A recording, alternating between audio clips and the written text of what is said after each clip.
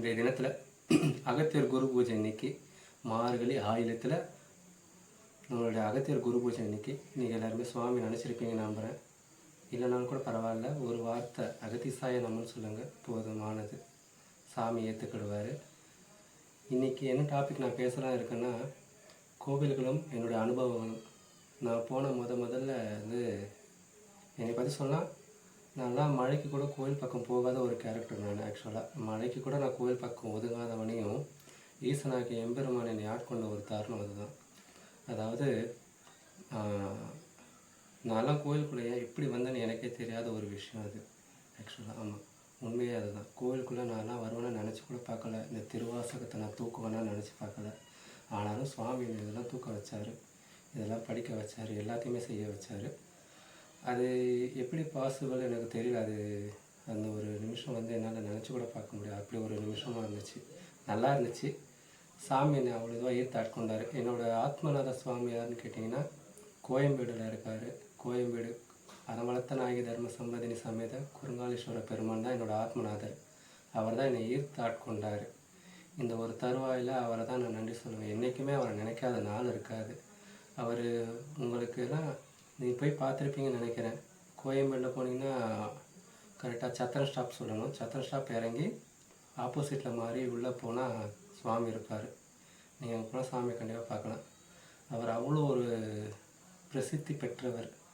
Eleven Kusan இவங்களால் பிரதிஷ்டை பண்ணவங்க. அவங்க வந்து சுயம்பு மூர்த்தியாக இருப்பார் சுவாமி.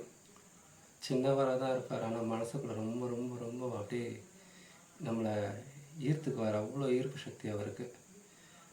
ஆமாம், சுவாமி அவ்வளோ இதுவாக இருப்பார்.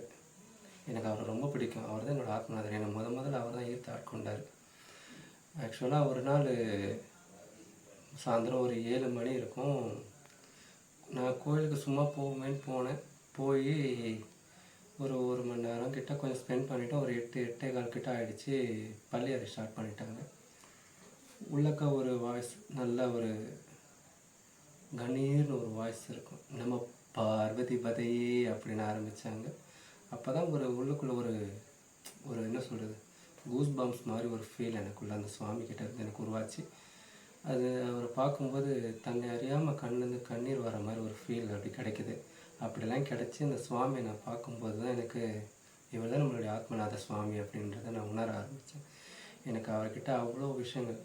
அவர் நம்மளை ஒவ்வொரு அசைவிலும் நம்மளை அப்சர்வ் பண்ணிகிட்டே இருப்பார் சுவாமி. குறுங்காலீஸ்வரர் வந்து நீங்கள் நம்பி உள்ளே போனீங்கன்னா அவர் உங்களை அவ்வளோ இதுவாக ஈர்த்துக்குவார். உங்களை ஒவ்வொரு விஷயத்துலையுமே உங்களை எந்த ஒரு தவறான வழிக்கும் நம்மளை வழிநடத்த மாட்டார், நல்ல வழிக்கு தான் நம்மளை வழிநடத்துவார்.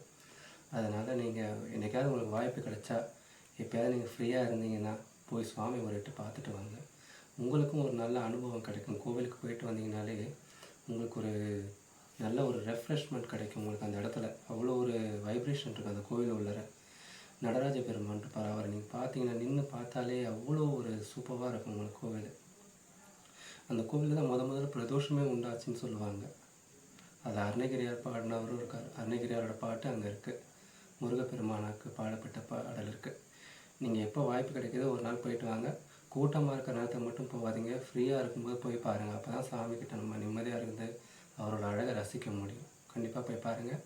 சிவாய நம. நன்றி. திருச்சிற்றம்பலம்.